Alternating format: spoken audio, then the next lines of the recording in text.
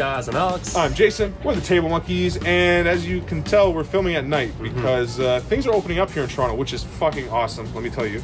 Like, main thing is the gyms, right? We got the gym back. Finally, yeah. So we're able to show you guys, like, the workouts that we've been doing. We're getting to go over these programs and stuff. But it also means that we both have full-time jobs now, so, Yeah, so finding the time to meet up and do these videos is getting harder. But becoming more scarce. We're making it work. We just got to do it at night. So, yeah, keep the hustle going. Exactly. But as we said, this video is about the strength training program that we're putting together, and we're going to be talking about biceps and shoulders today, because that's day 4 on the program. There's no need to talk about rest day. You rest on rest day, and the day we did before that was the recovery day, along with the hand vectors. Yes. So biceps and shoulders, we're going to show your workout today, because although I am going to a gym, which is awesome, my gym does not compare to Fortis, and it gets busy in my gym, and it's crowded. I can't film, and it's just not the same. There's no place like Fortis. There really isn't. No. But I can film, and I get to go it whenever I want. So I go early in the morning and make sure that there's not that many people there, so I can get some good footage of what it is we're doing. And we do about basically the same workout anyway. Sets and rep schemes obviously change because they're both auto-regulating based on what we need and how we're feeling. Yeah. But the layout is pretty much the same, and layout is the same, and exercise selection is basically the same. Yeah, and the point of showing you just one person's exercise as well, other than the fact that it's the only one that we can film, is, as Alex said, because we're doing it a little bit differently, we're going to take you through my workout and explain why I made the choices I did as far as sets and reps go. The exercise selection, like Alex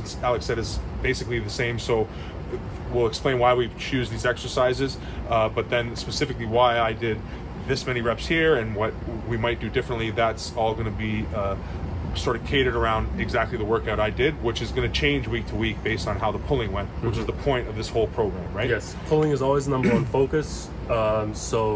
Everything else takes a back burner, even though we do want to progress in the gym, but main thing is you want to stay healthy enough so we can pull next week. Yeah, because pulling, again, as Alex said, is the focus, and the way you pull is going to dictate how you feel in the gym, and that's what this program is about. It's about learning how you feel so you know what you can push and what you can't. Right. So let's start at the top. So if we look at the layout that we've set up for these days, basically you have a primary movement and a secondary movement, and the way you're going to pick these movements is based on your weaknesses or your priorities, right?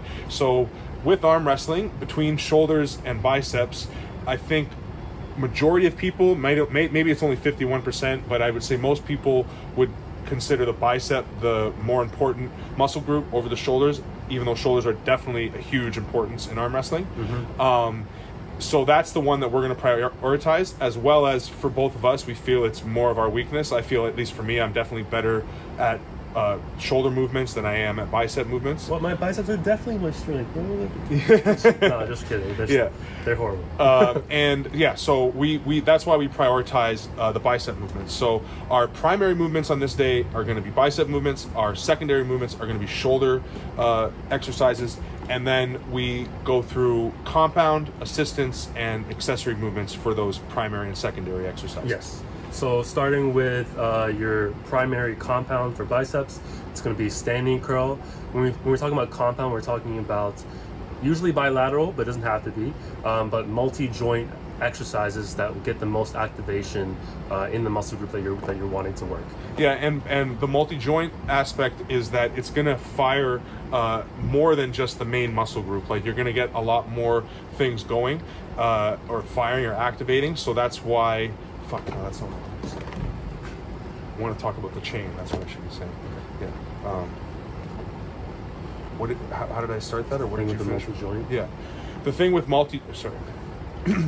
and the thing with multi-joint movements is that you're basically trying to connect a chain, and by connecting a chain, you're going to be using multiple muscle groups. So the reason we do those first is because we want to get, like Alex said, everything activated, everything firing, and we're going to start to pre-exhaust certain muscles that we're going to be thinking about when we pick our assistance and our accessory movements, right? Exactly. So as Alex said, the first movement that I did, and that Alex does for our biceps and shoulders days is a standing curl.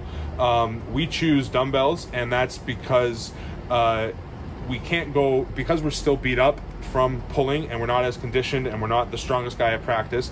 Our elbows and wrists are still a little too beat up to do really heavy standing cheat curls with an easy curl bar. Yeah, something about barbell or easy bar curls that really just light up this part of my forearm that dumbbell curls don't. Yeah, so same for me. Yeah, so obviously you go with dumbbell curls and save yourself the pain. Yeah, but if you were the strongest guy, or if you didn't really get taxed very much during practice, or you didn't have a practice and you can really push your curls in a certain week, then standing easy bar curls, like cheat curls, are definitely the most compound, most like the heaviest movement you can do. And that's the other thing with compound movements, is you want them to be heavier. You want them to be heavy movements, because it's about really activating your CNS and getting to like another level of CNS activation, of like drive, right? Yeah. Central nervous system. It's going to be easier to push strength with a compound exercise than it is in isolation, and safer as well. So yeah, if you are feeling good, then push the strength on your primary compound lifts. Yeah.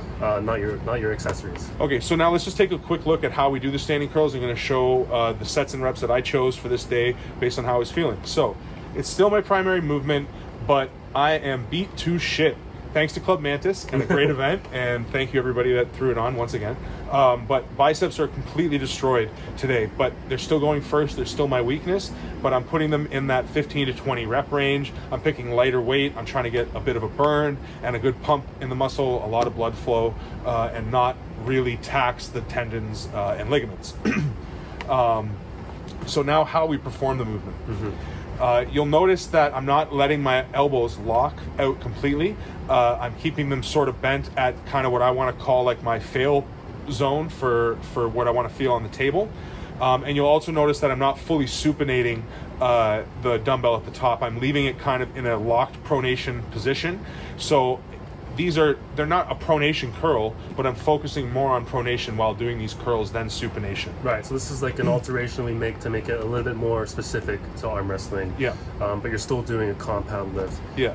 And it's more going to connect, like Alex said, to a top roll for arm wrestling because of that pronation. And if you, again, watch the angle of how I'm doing the curl, you can see that kind of outside pull that I'm doing as I curl the dumbbell up. Right.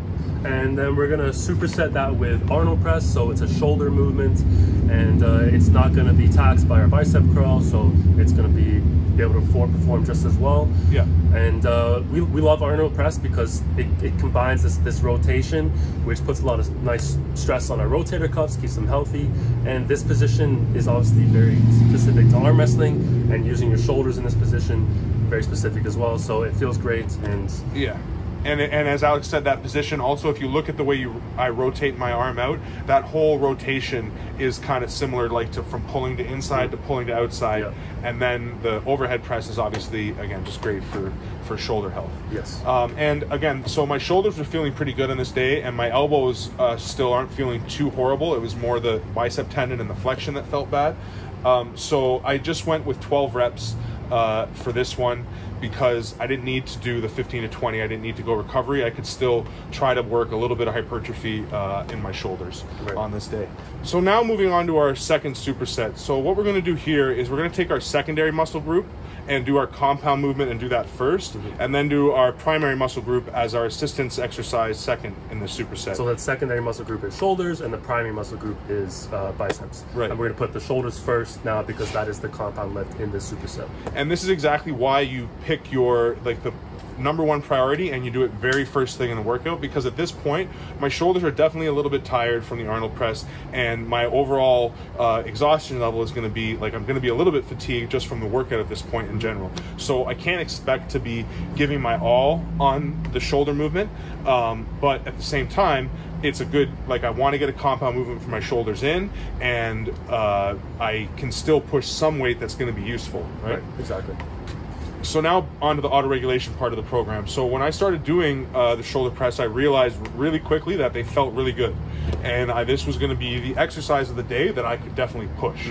So getting into it, I end up working up to a decent weight, 185 for sets of 8, and was definitely, like, from how I felt at the very beginning of my workout, I didn't think I was gonna be hitting a number like that on overhead press. But after the Arnold press and being warmed up, and once I got some weight on the bar, I realized that it was feeling good, so I took advantage of that and made sure to push this lift. Right, so that's that auto regulation kicking in. You had a plan, but you went in and you felt good enough, so you decided, hey, I'm going to push in this strength rep range because I can. Yeah, and I didn't go in going, well, biceps are my focus. I should be really pushing my biceps. So even though I'm sore, I'm going to go really hard on biceps and forget about shoulders because I already got big shoulders. I don't need that. Yeah. That's not the right way to go about it. You got to go in open to feeling what is going on and then being able to adapt to it, right? Exactly. So you do your overhead press seated, yeah. I'm assuming just to take your core element out of it, and it allows you to push more on your shoulders as well. Exactly, and again, like I just made that whole point about the primary and the secondary and being sort of fatigued.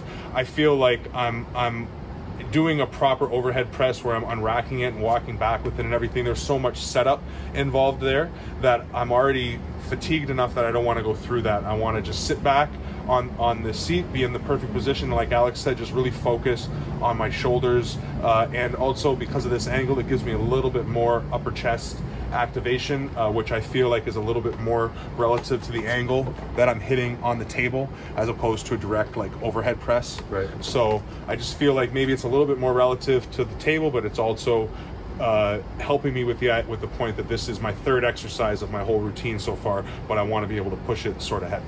Right. And then you supersetted that with isolation curls. Yeah. That's your secondary movement for biceps. Yeah. It's less compound. Obviously, it's more isolation. Isolated. Yeah, so my elbow is supported on my knee. Again, I'm not fully locking my elbow out because I want to sort of reinforce that angle that I talked about earlier. But on these curls, I'm really making sure to supinate hard and to lead with my pinky, like from the bottom of the lift all the way to the top. I'm trying to lead and scoop inside as if I was setting a hook or coming up and scooping into somebody's pronation.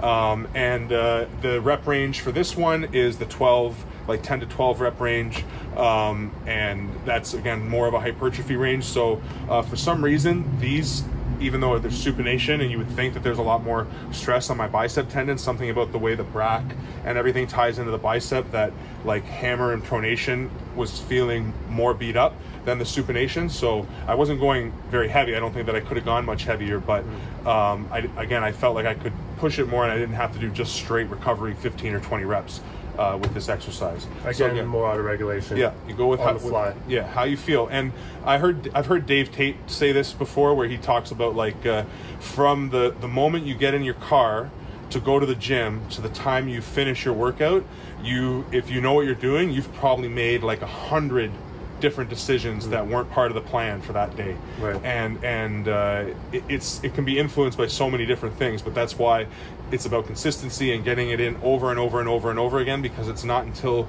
you've gone, yeah, that didn't work, that really worked, and everything in between that you're able to do that, right? Right, and that's why I'm explaining how your thought process worked on this day. So when you're doing your own workouts, you can have a similar philosophy into why you do make certain decisions. Yeah, exactly. So those are the meat and potatoes of the program. Yeah. Are these two supersets. The last superset is really just finishing it off, like kind of polishing the sculpture, you know, like you're just trying to get in there, get more blood flow, and just hit the last little bits that you might not have hit, or connect the chain in a way that's a little bit more sport specific, right? Yeah. So we're hitting all the different parts of the deltoid that we missed. So that would be the side delt and the rear delt. Yeah. And then we're also doing a little bit more of arm wrestling specific, yes, like rotation and curling together. So the first thing, again, now biceps are primary. So on this third superset, we're going to lead with biceps again, or our primary movement, whatever the primary muscle group is for the day. So biceps is today. As we said, it's a little bit more arm wrestling specific. So I like to use, as I talked about with the recovery day with the tricep extension, I really like to use the rope and tie a knot in it so that I don't have to squeeze the handle. I can just kind of grab it like it's a hand and lock my fingers like I'm trying to contain somebody. So I do rising curls, sets of 8 to 12, and then pronation curls, again 8 to 12, and then supination curls 8 to 12. And if you notice on the pronation and the supination curls, because of how I'm holding the knot and because the rope is kind of thick, it kind of hits my hand or my arm where I want to make contact with my opponent. So like where I'm feeling the rope in the back of my hand is where I would want to feel my opponent's fingers and roll into his fingers, and where I can feel the rope hitting when I'm supinating into it is where I would want to feel like my opponent's wrist as I'm like banging into his wrist there, right? Yeah. So it's just trying to reinforce that motor pattern, and even though it's not heavy weight and everything, it's again, over time, just repetitive motion is gonna, you know, make you stronger or better at that thing that you're repeating to do. Yeah, and we've already done our heavy-ish compounds for the day if we could have done it heavy. So this is more like just finishing, like getting all the different muscle groups that we kind of missed earlier on. And connecting the chain, sort of like making it specific to the sport, right? Yeah. And then the last thing is shoulders. So do you do this the same way, side, bent, and then back? Those are the three that I go with, yeah. So it's just, again, like Alex said, it's a great way to hit the rest of the shoulder that we haven't hit. With all the shoulder movements we've done so far, our front delt should be blown up, on fire, jacked, awesome, don't have to worry about it. But side and rear delts, and also with pulling, because it's so much internal, this deltoid head gets lots and lots of work, so we don't need to do any front lateral raises or any of that. That would just be complete overkill.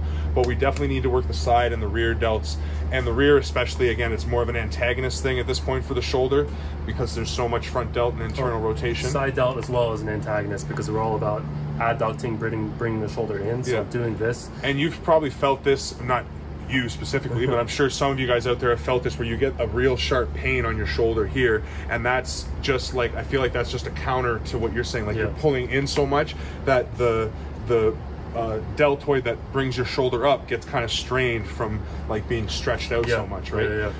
So again, antagonist movements, try to do them as much as you can, and that'll just kind of keep everything healthy. And side delts make your shoulders pop, right? Yeah, that's how you get these caps, you know? Big boulder shoulders, they're capped. Like, if you want to look like Anthony Biafore, you need to do some side lats for days, you know? Sure. And then the rear, when we bend, we're just kind of going to the side, which is going to hit our rear delts, but then when I hit back on the back ones, it's going to kind of lock where the rear delt ties into your tris, what is it? Major or minor, or is it your lat that it ties into? Ties into your lat. Ties into your lat, so into your lats there. But the way your shoulder ties into your back when you go backwards, it's just going to kind of work that connection. Yeah, it feels great, and your entire shoulder should be full of blood and pumped and feel good after this. And then that's it for the day. Depending on when you do your hand vectors. For me, I did one set of hand vectors before this, and I did one set after, or depending on when you do your cardio. If you follow a program, you do it on your recovery days. But if you can't get enough like me, you do some cardio after this as well. Crazy. Yeah. Not me. Well, you did your cardio before, ran a marathon. That was crazy. Yeah, anyway, that's the video. This is day 4. Day 5 will be next, which is triceps, and we're going to show some legs. Yeah, why not? We might as well. We both do them. Yeah, we do enough of them. Yeah, we might as well show them. But that'll be the next day. And if you like this video, please like the video, leave some feedback in the comments, ask some questions, all those things. Subscribe, share, hit that bell. And monkeys out. Peace.